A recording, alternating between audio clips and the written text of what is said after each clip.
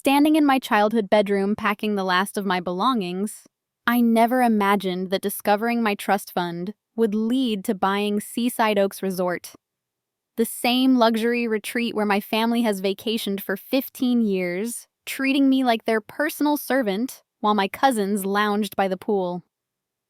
Yesterday, I was Serafina, the family disappointment who cleaned up after everyone. Today, I am the new owner of their precious getaway.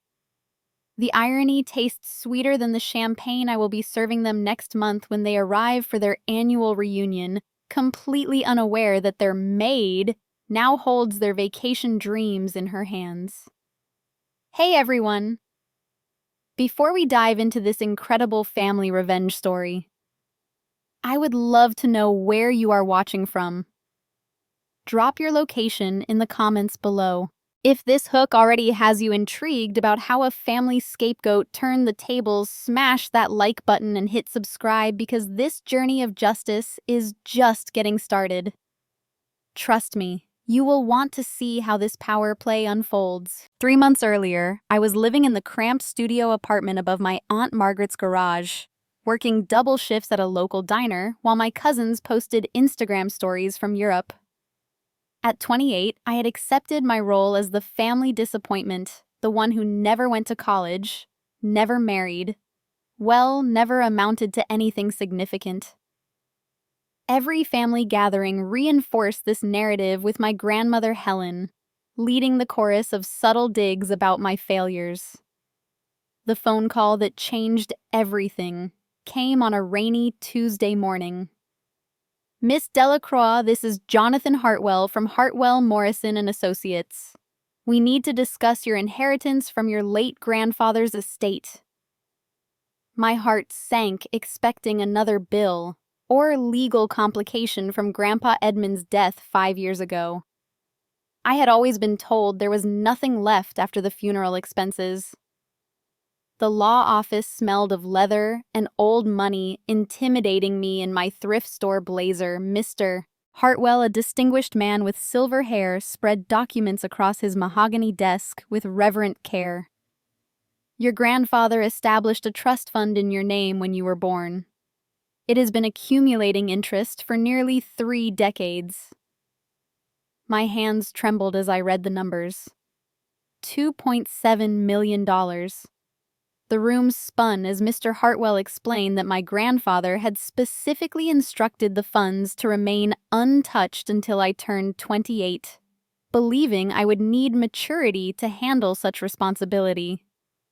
The trust had been managed by a separate firm, keeping it hidden from the family who had been systematically dividing his other assets. But why me? I whispered, tears blurring my vision. He never showed me any special attention. Mr. Hartwell smiled knowingly. Your grandfather left a letter. He handed me an envelope with my name written in Edmund's familiar handwriting. Inside, his words hit me like a revelation. Dear Serafina, you are always the kindest, most genuine soul in our family. While others chased status and wealth, you showed compassion to everyone around you. This money is not charity. It is recognition of your worth. Use it to build the life you deserve away from those who never appreciated your golden heart. Walking out of that office, I felt like I was floating. The girl who had been washing dishes at family gatherings while her cousins discussed their trust funds finally understood why she had always been treated differently.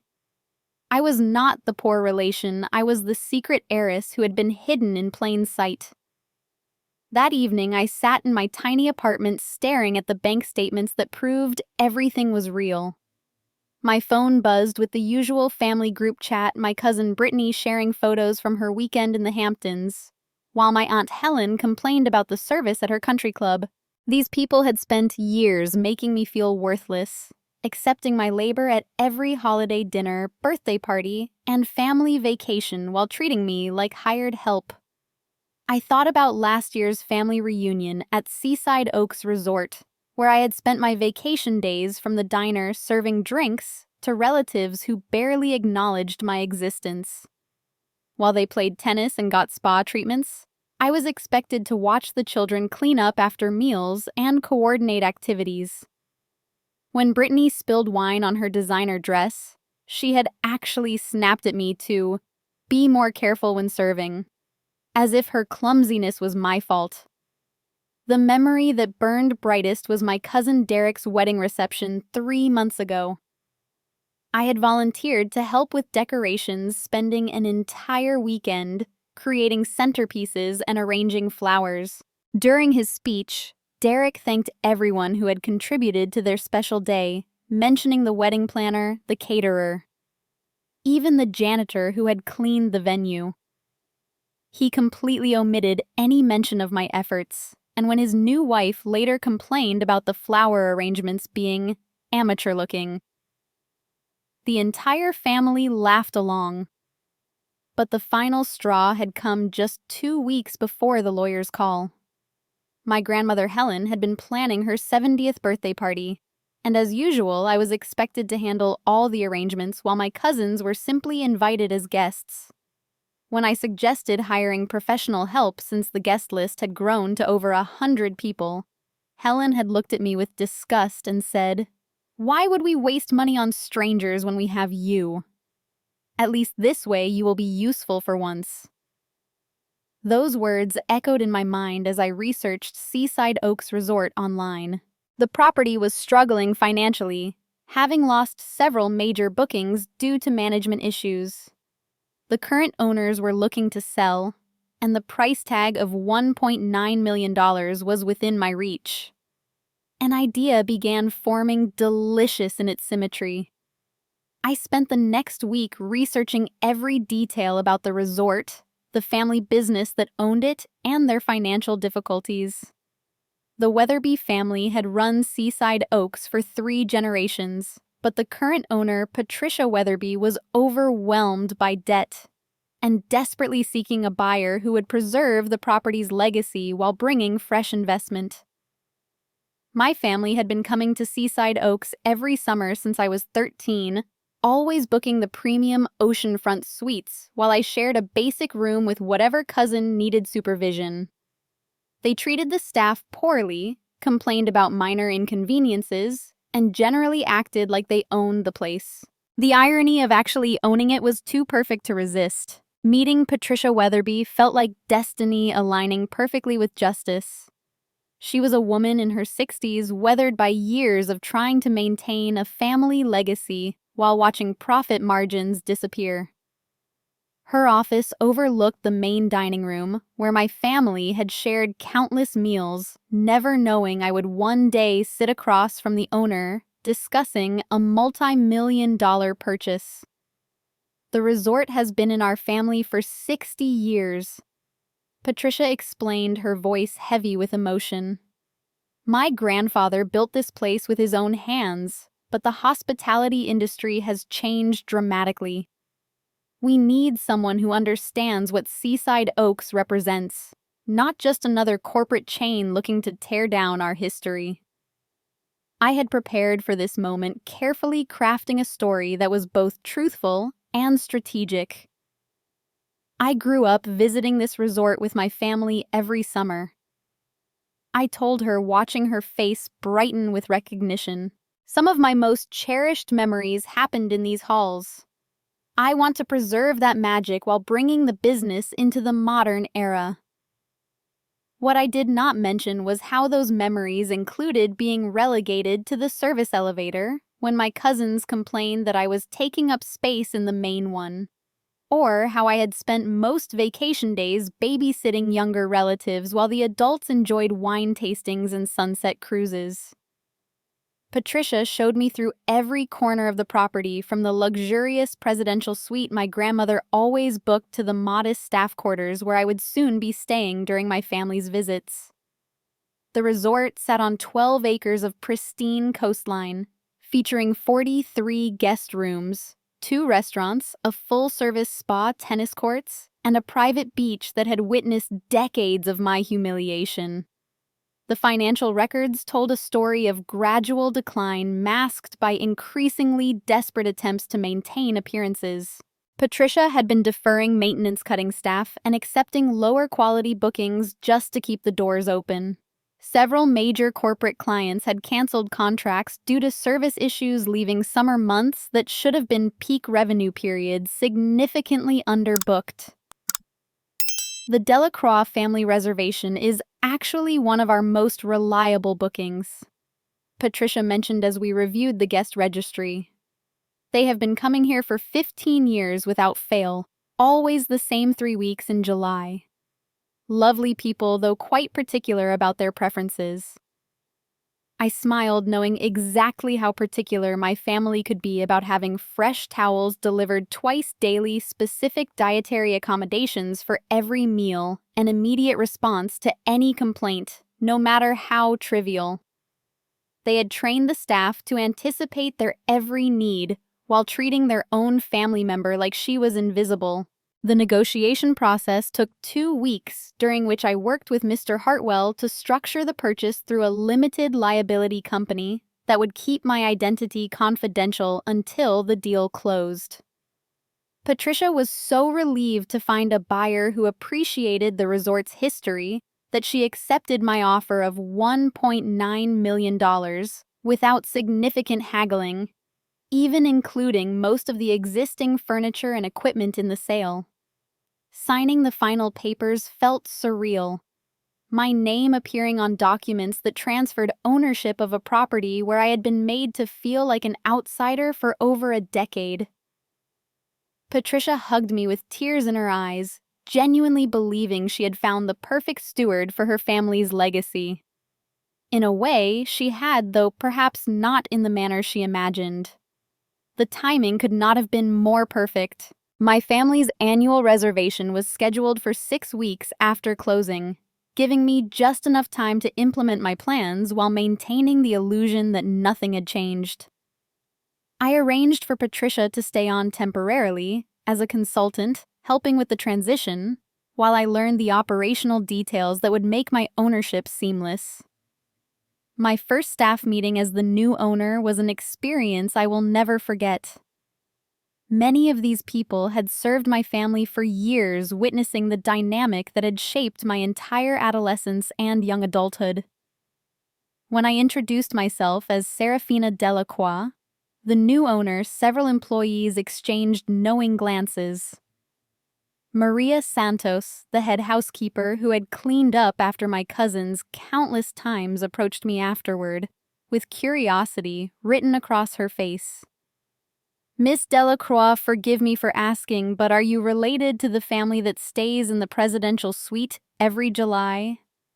I smiled, choosing my words carefully. I am indeed related to that family. In fact, I grew up visiting this resort every summer. I have very specific ideas about how guests should be treated based on my extensive experience here. Maria nodded slowly, and I could see understanding dawning in her eyes. She had observed enough family dynamics over the years to recognize that not all relatives were created equal in the Delacroix hierarchy. "I think this is going to be a very interesting summer," she said with a knowing smile. Over the following weeks, I threw myself into learning every aspect of resort operations. I reviewed guest feedback from previous years, noting several complaints about my family's treatment of staff and other guests. They had a reputation for being demanding, entitled, and dismissive of resort policies when those policies inconvenienced them. I also discovered some fascinating details about their booking history. My grandmother Helen always negotiated aggressively for discounts, claiming loyalty, while threatening to take their business elsewhere if she did not receive special rates. She had convinced Patricia to provide complimentary services that were typically charged separately, from daily flower arrangements to private dining experiences. The irony was delicious. For years, my family had leveraged their perceived importance to extract maximum value from Seaside Oaks, never realizing that their worthless relative would one day control every aspect of their beloved vacation experience. They had trained me well in understanding exactly what they valued most, and now I held the power to decide whether they would continue receiving it. Building my network of allies required delicate navigation between transparency and strategy. I knew that successfully orchestrating this confrontation would require support from people who understood both my family's history and the resort's operations. My first crucial alliance came from an unexpected source, Thomas Kellerman, the resort's longtime general manager, who had been considering resignation due to the financial instability. Thomas had worked at Seaside Oaks for 12 years, long enough to witness every family dynamic that played out during our annual visits. When I revealed my identity during our private meeting, his reaction was immediate and visceral. "You are the young woman who spent every vacation working instead of relaxing," he said, shaking his head in disbelief. "I always wondered why your family treated you so differently from the other children." I shared selected details about my childhood experiences at the resort, watching Thomas connect memories he had observed over the years. He remembered me organizing activities for younger cousins, while their parents enjoyed spa treatments, cleaning up after family barbecues on the beach, and always eating last at group dinners because I was serving everyone else first. "Your cousin Derek actually complained to me once about your presence in the main pool area," Thomas recalled with growing anger. "He said it was inappropriate for family staff to use guest facilities during peak hours. I told him we do not employ family members, and he just laughed and said you might as well be hired help, since you worked harder than most of our actual employees." This revelation hit me harder than expected, confirming suspicions I had carried for years about how my family discussed me when I was not around. Thomas agreed to help coordinate my plans, partly from professional loyalty to the new owner, but mostly from genuine outrage at how I had been treated. My second key ally emerged from the resort's financial structure. Jennifer Walsh, the head accountant who had managed Patricia's books during the declining years, possessed detailed knowledge about every guest's payment history and special arrangements. When I explained my situation, Jennifer's response was both professional and personal. "I have been watching your family negotiate for special treatment year after year," she said, pulling up their account history on her computer. "Your grandmother is particularly skilled at finding reasons to request refunds or discounts after the fact. Last year, she demanded a 30% reduction in their final bill because the weather was not perfect during their second week." Jennifer showed me documentation of numerous complaints my family had filed over the years, most of them frivolous attempts to reduce their charges. They had contested bills for damaged linens, claimed food poisoning from meals they had finished completely, and once demanded compensation because other guests were too loud during normal daytime activities. "The most infuriating part," Jennifer continued, "was watching you apologize to our staff for your family's behavior. You would slip extra tips to housekeepers when your cousins left messes, and you always thanked everyone personally, even though you were supposedly a guest yourself." Jennifer's willingness to document every financial manipulation my family had attempted gave me powerful leverage for future negotiations. She also provided insight into their booking patterns' preferences and the specific amenities they valued most highly. My third alliance proved to be the most emotionally significant. Rosa Martinez, the resort's event coordinator, had been working at Seaside Oaks for 8 years, covering the period when I had transitioned from teenager to adult while maintaining the same subservient role during family vacations. Her perspective offered unique insight into how my family's treatment of me had evolved over time. "I remember when you turned 21, Rosa told me during our confidential meeting. Your cousins threw this elaborate beach party to celebrate Brittany's birthday, which happened to be the same week as yours. You spent the entire evening serving drinks and cleaning up, and when someone asked whose birthday was also being celebrated, your Aunt Margaret actually said, "Oh, Seraphina's birthday is this week too, but she prefers to keep things low-key." Rosa's indignation was genuine and fierce. She had coordinated dozens of family celebrations over the years, always receiving detailed instructions about decorations, menus, and entertainment for my cousins' special occasions while my birthdays passed completely unacknowledged. She possessed photographs and planning documents that captured the stark contrast in how family milestones were celebrated. I saved the planning materials from Derek's engagement announcement dinner. Rosa continued showing me elaborate decorations and a custom menu that had cost over $3,000. That same weekend was your college graduation, which your family celebrated by having you serve at Derek's party instead of attending your own ceremony. This alliance was particularly valuable because Rosa understood the emotional significance of family celebrations and had witnessed firsthand how mine had been consistently dismissed or co-opted for other people's events. Her documentation provided a timeline of systematic exclusion that would be powerful evidence when the time came for confrontation. The fourth critical alliance developed with Marcus Thompson, the head of security and grounds maintenance. Marcus had worked at various resorts throughout his career and possessed keen observation skills that made him invaluable for understanding guest behavior patterns. His perspective on my family dynamics came from watching interactions across all areas of the property. "Your family treats this place like they own it," Marcus observed bluntly. "They ignore posted rules, demand access to restricted areas, and expect staff to bend over backward for special requests. But the way they treat you is what really stood out to me. I have seen a lot of family dynamics over the years, but I never understood why you always seem to be working during your vacation."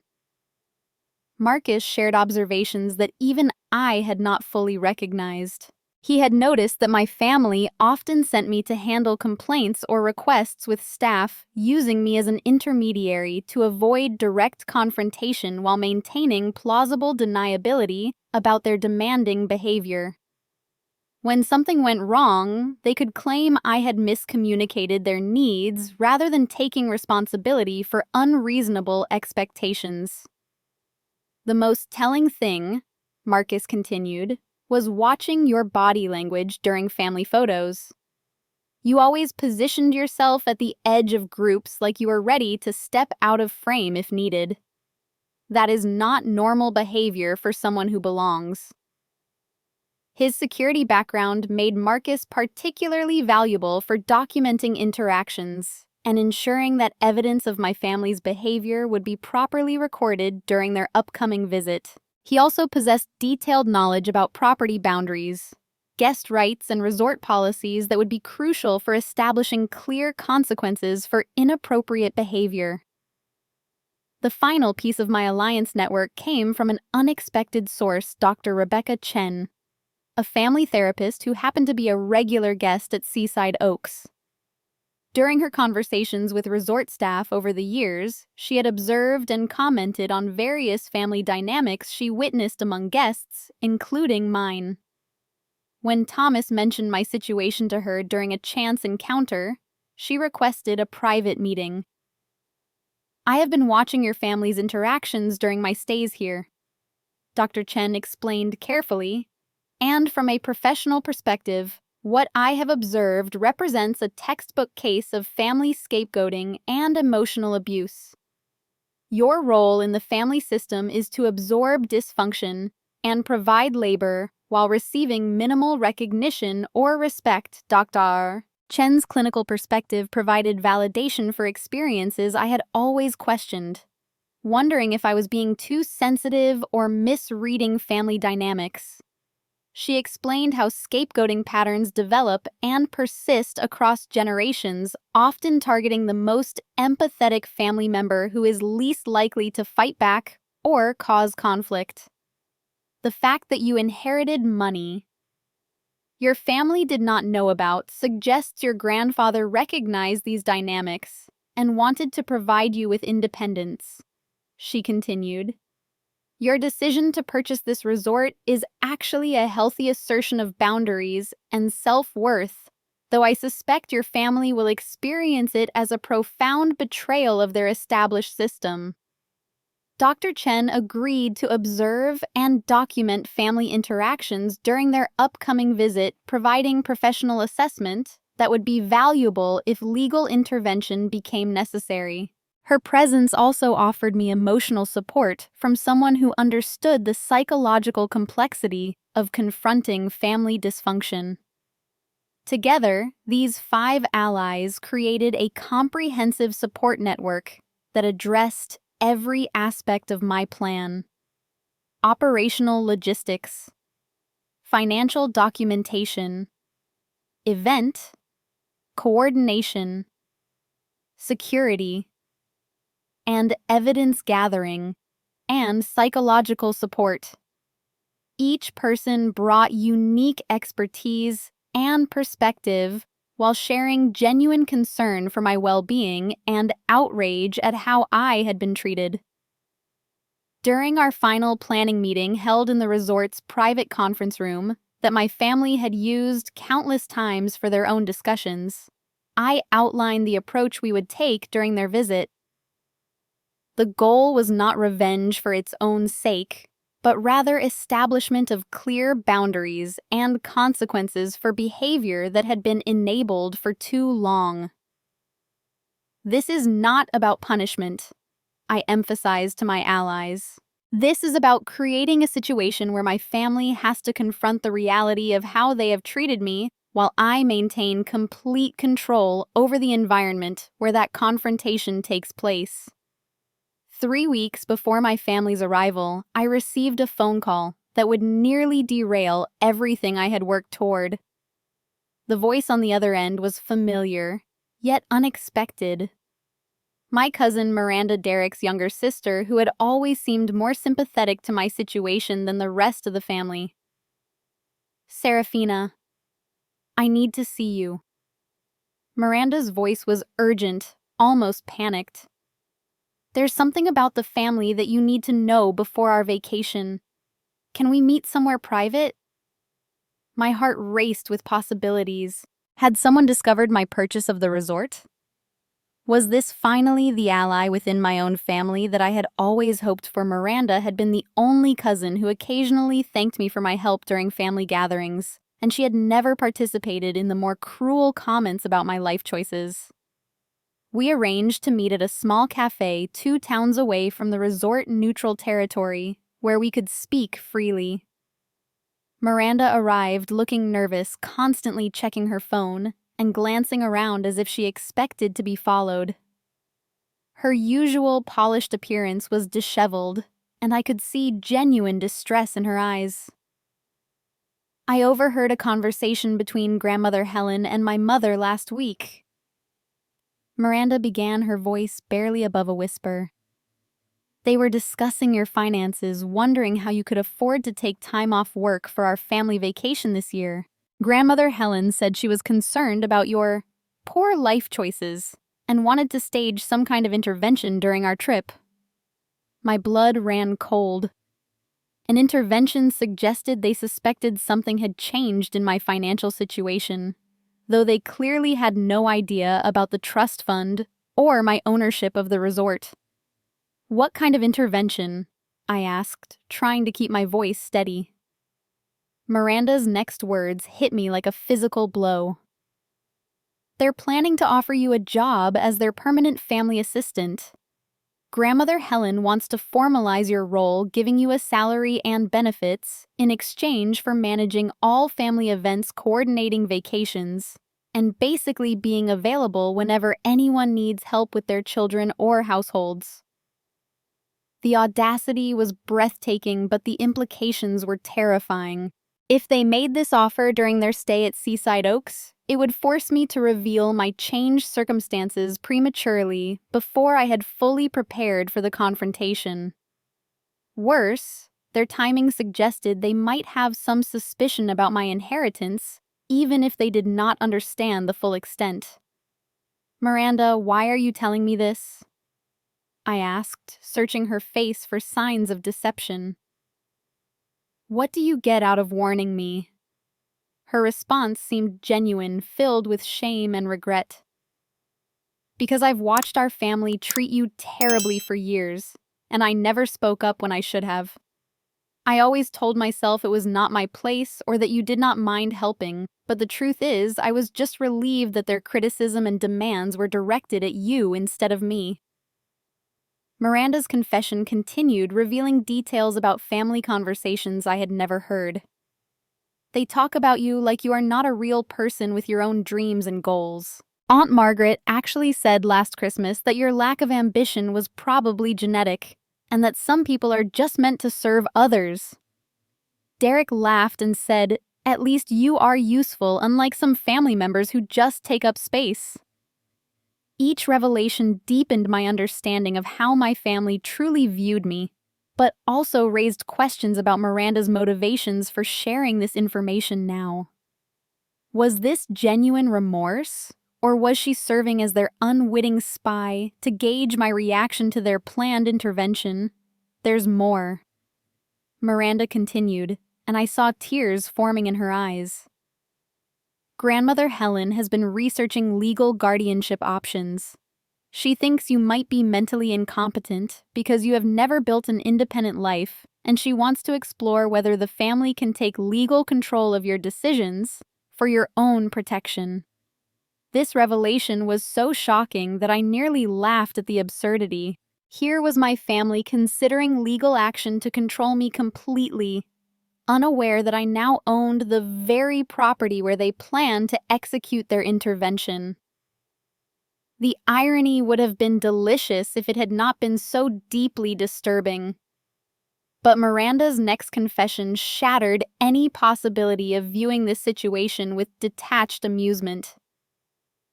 "I agreed to help them," she whispered, unable to meet my eyes. "They asked me to spend extra time with you during our vacation to document examples of your supposed inability to make good decisions. They want me to take photos and notes that could support their guardianship petition." The betrayal cut deeper than I had expected. Miranda, whom I had seen as potentially different from the rest of the family, was actively participating in their scheme to strip away my autonomy. She had arranged this meeting not to help me, but to assuage her own guilt, while still fulfilling her role in their plan. "Why are you telling me this if you're still planning to help them?" I asked, anger rising in my voice. Miranda's tears began flowing freely now. "Because I realized what we're doing is evil. Watching you struggle financially while we all inherited money from various relatives, then planning to use your kindness and work ethic against you in legal proceedings. It's monstrous. I cannot be part of it anymore." Her emotional breakdown seemed genuine, but I had learned not to trust appearances when it came to family manipulation. "What exactly are you proposing, Miranda?" "That I simply disappear before the vacation to avoid their intervention. I want to help you fight back," she said, surprising me with the intensity in her voice. "I have copies of some of their planning documents, including notes about the guardianship research and the job offer they want to present. I also have recordings of some conversations where they discuss your situation in ways that would horrify any decent person." My mind raced through possibilities and implications. Miranda's evidence could be valuable, but accepting her help would mean trusting someone who had already admitted to planning my betrayal. On the other hand, her insider access to family planning could provide crucial intelligence about their strategies and timeline. "Why should I trust you?" I asked bluntly. "You just admitted that you agreed to spy on me and document evidence for a guardianship petition. How do I know this is not just a more sophisticated form of manipulation?" Miranda pulled out her phone and played a recording that answered my question definitively. I heard my grandmother's voice crystal clear discussing me with the coldness typically reserved for business transactions. Serafina has always been simple-minded and easily manipulated. Helen's voice filled the small cafe. Her grandfather probably left her something in his will, but she's too naive to have found competent legal representation. If we can establish guardianship, we can manage whatever inheritance she received and finally put her to proper use serving the family's needs. The recording continued for several minutes, detailing their research into my grandfather's estate and their assumptions about my inheritance. They had discovered the existence of a trust fund, though they significantly underestimated its value, assuming it contained perhaps $50,000 rather than millions. Their plan was to gain legal control over my finances while positioning themselves as benevolent family members, protecting an incompetent relative. There are hours more of recordings like this, Miranda said, her voice hollow with shame. I started documenting their conversations because I felt guilty about participating, but I was too cowardly to confront them directly. I thought maybe having evidence would help me feel less complicit, but it just made everything worse. The revelation that my family knew about some form of inheritance complicated my plans significantly. They were coming to Seaside Oaks with their own agenda prepared for conflict, and armed with legal research about gaining control over my life. What they did not know was that I was equally prepared with home field advantage and allies they could not imagine. Miranda, I need you to make a choice right now. I said, my voice steady despite the turmoil in my mind. You can continue with their plan and help them try to destroy my autonomy, or you can genuinely commit to supporting me when the situation explodes. But you cannot do both, and I will not give you another opportunity to choose sides. Her response would determine whether I had gained a valuable ally or confirmed the presence of a dangerous enemy within my own family. Either way, the upcoming vacation at Seaside Oaks had just become significantly more complex and potentially explosive than I had originally planned. Miranda's decision to fully commit to supporting me came with a price that neither of us had anticipated. 2 days after our cafe meeting, she called in tears, reporting that our Aunt Margaret had become suspicious about her sudden reluctance to participate in family discussions about my situation. They're questioning my loyalty, Miranda explained during our second clandestine meeting, this time in my apartment above the garage. Aunt Margaret asked me directly whether I had contacted you, and when I hesitated, she accused me of being naive about your manipulative tendencies. They think you might have somehow convinced me to betray the family's interests. This development actually strengthened my position, as it confirmed that my family operated on paranoia and suspicion even among their own members. Miranda's willingness to risk her standing within the family demonstrated genuine commitment to our alliance, while also providing me with real-time intelligence about their evolving strategies. They've moved up their timeline. Miranda continued showing me text messages from the family group chat.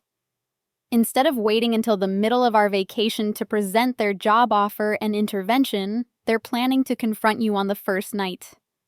Grandmother Helen wants to get the unpleasantness handled early, so the rest of the family can enjoy their vacation without awkwardness.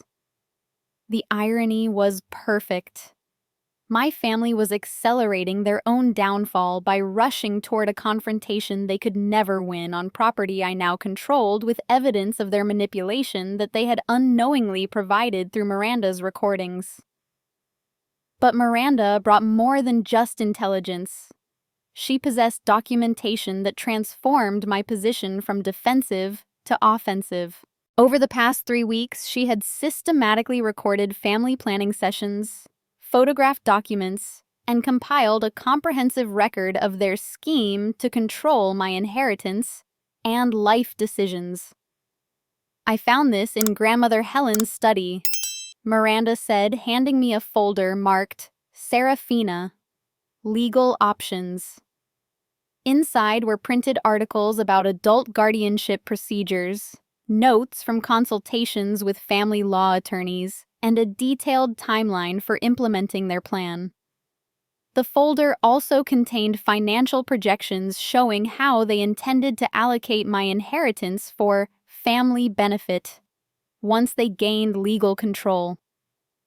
The documents revealed the true scope of their greed and manipulation. They had researched my grandfather's entire estate, discovering not only the trust fund, but also several additional assets I had not yet learned about myself. My inheritance was apparently more complex and valuable than even I realized, including property investments and business interests that could generate substantial ongoing income. They've been planning this for months, I realized reading through meeting notes and correspondence. This is not a recent decision based on concern for my welfare. They've been systematically preparing to steal my inheritance since shortly after grandfather's death. Miranda nodded grimly. When they couldn't locate his will immediately after the funeral, they assumed everything would be distributed according to standard inheritance laws. Discovering that you had been specifically provided for triggered their research into ways to contest or control those assets. The folder also contained character assassination materials designed to support their guardianship petition. They had compiled a list of my supposed failures and poor decisions, from my choice to work at a diner instead of pursuing college to my modest lifestyle and lack of romantic relationships. Every aspect of my life had been analyzed for evidence of incompetence or instability.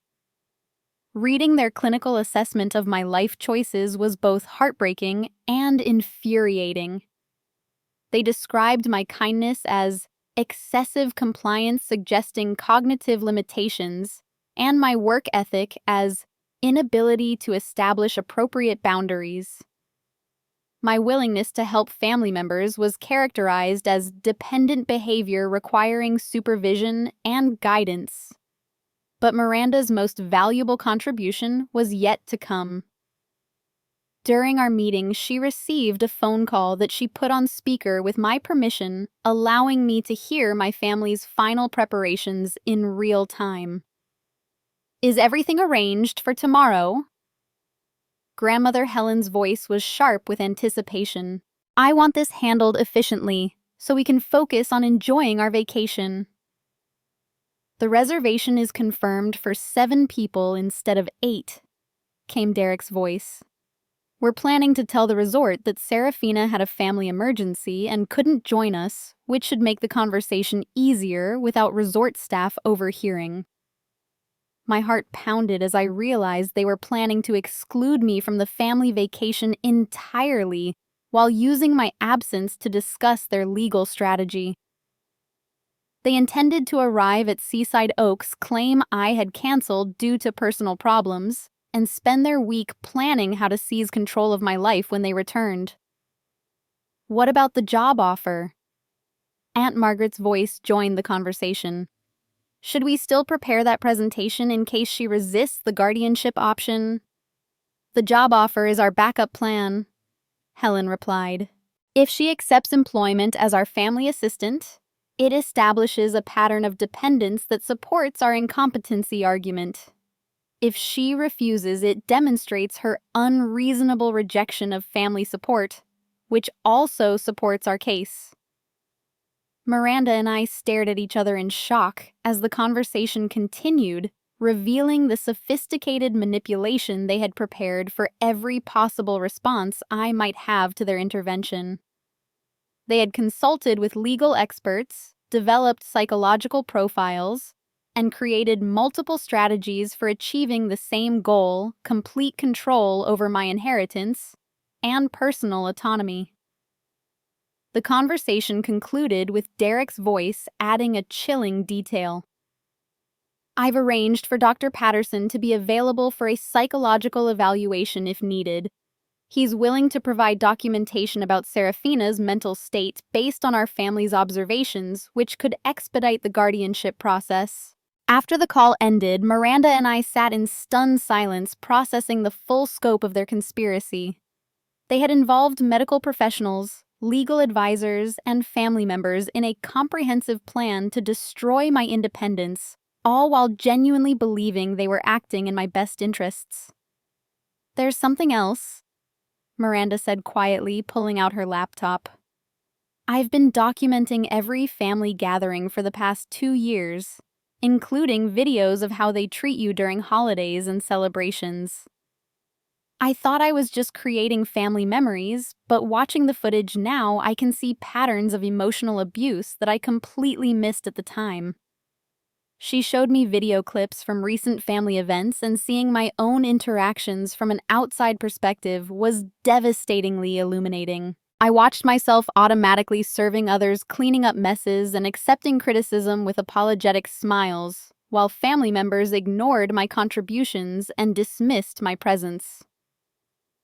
In this video from Derek's birthday party, Miranda explained, "You can see how everyone stops talking when you approach conversations, then resumes once you've moved away to handle some task they've assigned you. And here at Christmas dinner, you're literally eating in the kitchen because there's no room at the table, but no one acknowledges that you're missing from the family photo." The evidence was overwhelming and irrefutable. Combined with the legal documents, recorded conversations, and systematic documentation of their manipulation, I possessed a comprehensive record of their conspiracy that would devastate any attempt to question my competency or claim they were acting from benevolent motives. As Miranda prepared to leave, I realized that her transformation from reluctant spy to committed ally had given me something more valuable than evidence. It had provided proof that my family's dysfunction was not invisible to everyone, and that change was possible even for people who had been complicit in harmful patterns. Tomorrow they arrive at Seaside Oaks, expecting to find their usual compliant victim. I told Miranda as she gathered her materials. Instead, they're going to discover that their simple-minded family member now controls every aspect of their beloved vacation destination. Are you prepared for how explosive their reaction will be? Miranda's smile was determined and slightly fierce. "I've been afraid of their anger my entire life, but after listening to them plan to destroy your autonomy while congratulating themselves for their generosity, I think I'm finally more afraid of becoming like them." The moment my family's luxury sedan pulled into the circular driveway of Seaside Oaks Resort, I knew that 15 years of humiliation were about to transform into the most satisfying confrontation of my life. Standing in the manager's office, watching through tinted windows as my grandmother Helen emerged from the vehicle with her usual imperious expression, I felt a calm confidence that surprised me with its intensity. Thomas approached with barely contained excitement. "The presidential suite is ready exactly as you specified. Champagne-chilled flower arrangements perfect, and your personal welcome letter placed prominently on the entry table." My welcome letter was a masterpiece of understated revelation written on official Seaside Oaks letterhead, with my name listed as owner and president. The message was deceptively simple. "Dear family, welcome to Seaside Oaks Resort. I hope you find this year's accommodations meet your expectations. As always, I am personally committed to ensuring your stay is memorable. With love, Serafina Delacroix, owner and president." I had positioned myself in the lobby wearing a professional navy blazer and carrying the unmistakable confidence of someone who belonged in this environment. When my family approached the front desk, they initially failed to notice me focused instead on their usual demands for immediate attention and suite upgrades. "We are the Delacroix family," my grandmother announced to the desk clerk with her typical assumption of importance. "I trust our accommodations are ready, and I hope you've noted our dietary restrictions and preferred housekeeping schedule. Of course, Mrs. Delacroix, the clerk responded smoothly, following the script we had rehearsed. Your suite is prepared, and the owner specifically requested to personally welcome such valued long-term guests. That was my cue. I stepped forward with a professional smile, extending my hand toward my grandmother. Grandmother Helen, welcome to Seaside Oaks.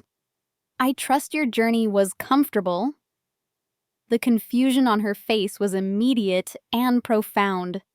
She recognized my voice, but my appearance and context made no sense within her understanding of our family dynamics. Serafina, what are you doing here? Are you working at the resort now? In a manner of speaking, I replied, my smile widening. I am the owner. I purchased Seaside Oaks 3 months ago, and I wanted to personally ensure your family vacation meets the high standards you've come to expect. The silence that followed was more satisfying than any applause I could have imagined. I watched my family's faces process this information, each expressing a different stage of shock, confusion, and growing alarm. Derek's mouth actually fell open while Aunt Margaret's complexion turned an alarming shade of red. That's impossible, my grandmother finally managed, her voice cracking with disbelief. You work at a diner. You live above Margaret's garage. You cannot afford to buy a sandwich, let alone a luxury resort. Grandfather Edmund's trust fund provided quite adequate financing, I replied, calmly enjoying every word. $2.7 million to be precise, held in reserve until my 28th birthday. He wanted to ensure I had sufficient maturity to handle such responsibility. The revelation hit them like a physical blow. Years of treating me as the family charity case were suddenly recontextualized as their own ignorance about my true financial position.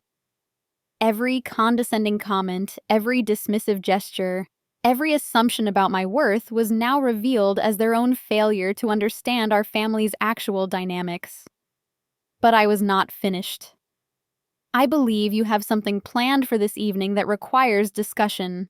Miranda shared some interesting recordings of your family meetings, including your research into guardianship proceedings and psychological evaluations.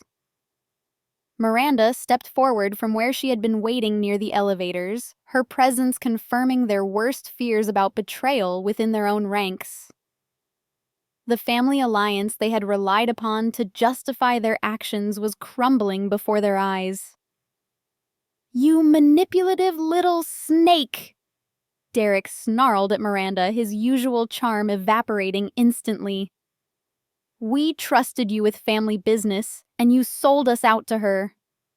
I documented your conspiracy to steal my inheritance and destroy my autonomy. I corrected my voice, remaining professionally calm. Miranda simply developed a conscience and decided to stop participating in your criminal behavior. Dr. Chen approached from the dining area, her professional demeanor adding weight to the confrontation. As a licensed family therapist, I've reviewed the evidence Ms. Delacroix has compiled, including recordings of your planning sessions. Your scheme constitutes elder abuse, fraud, and conspiracy, regardless of your claimed benevolent intentions. My grandmother's response was swift and vicious, revealing the true nature that had been hidden beneath years of cultivated respectability. You ungrateful, selfish child. Everything our family did was to help you build a decent life. We offered you structure, purpose, and support, and you repay us with this elaborate deception. You offered me servitude disguised as family love, I replied, feeling years of suppressed anger finally finding voice. You used my kindness and work ethic to make your own lives more convenient, while ensuring I never developed the confidence or resources to build independence. Thomas stepped forward with a folder containing their complete guest history, including documented complaints, special demands, and inappropriate behavior towards staff. Your family's treatment of resort employees has been problematic for years. We have substantial documentation of verbal abuse, unreasonable demands, and attempts to manipulate billing through false complaints. The evidence was overwhelming and irrefutable. Faced with proof of their manipulation, recorded confessions of their conspiracy, and professional assessment of their abusive behavior, my family's outrage shifted toward desperate attempts at justification and blame shifting. "This is all a misunderstanding," Aunt Margaret protested weakly. "We were concerned about Serafina's welfare and wanted to ensure she made good financial decisions. Family sometimes has to make difficult choices for the greater good."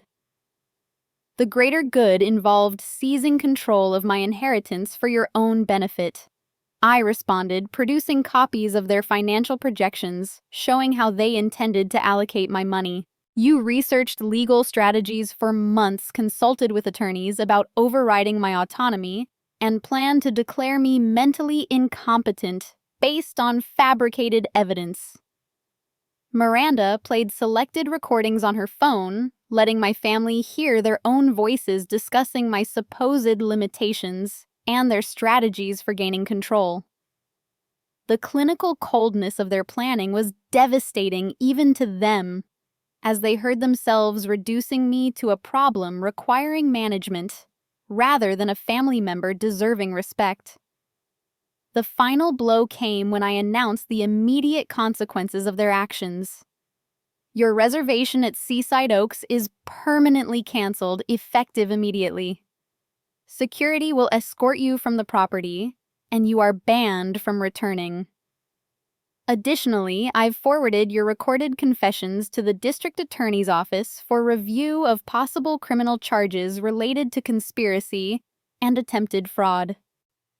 My grandmother made one last desperate attempt to maintain control. "You cannot do this to your own family.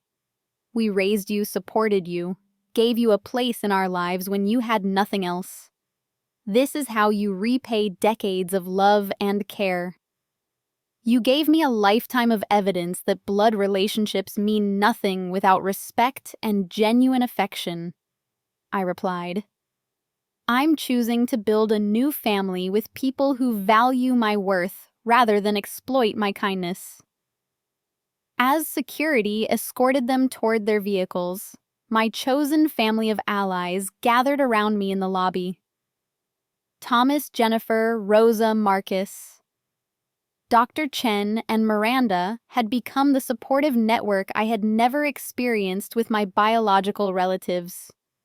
Their pride in my courage and concern for my well-being felt more authentic than anything I had received from the people who shared my DNA. 6 months later, Seaside Oaks Resort was thriving under my ownership with improved staff satisfaction, enhanced guest services, and record-breaking profitability.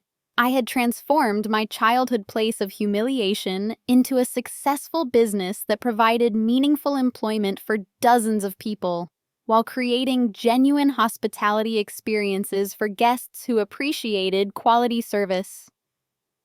Miranda and I had developed a strong friendship based on mutual respect and shared commitment to breaking destructive family patterns.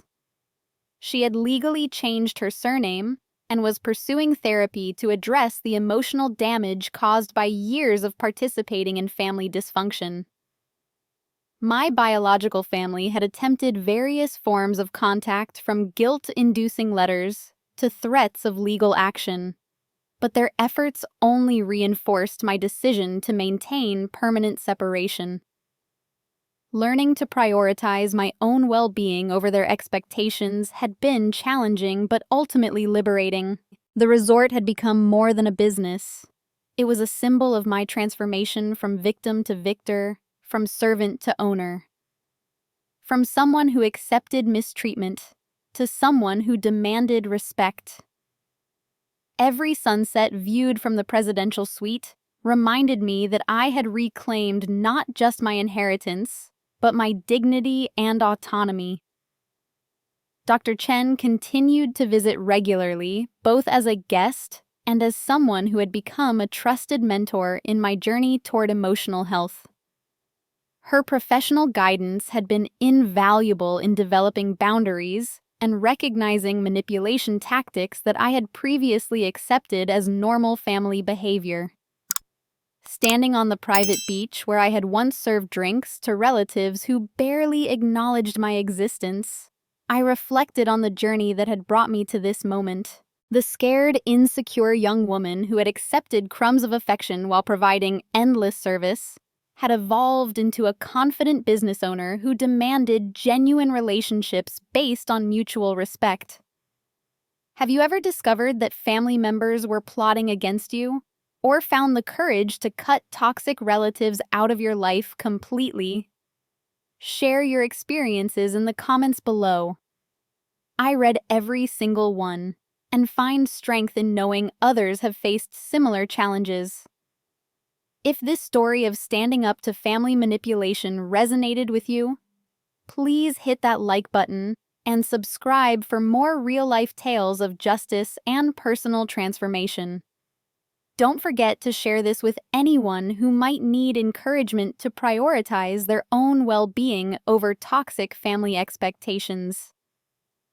Thank you for joining me on this journey, and remember that sometimes the family you choose becomes more valuable than the family you were born into. May you all find the courage to demand the respect you deserve and build relationships that truly nurture your growth.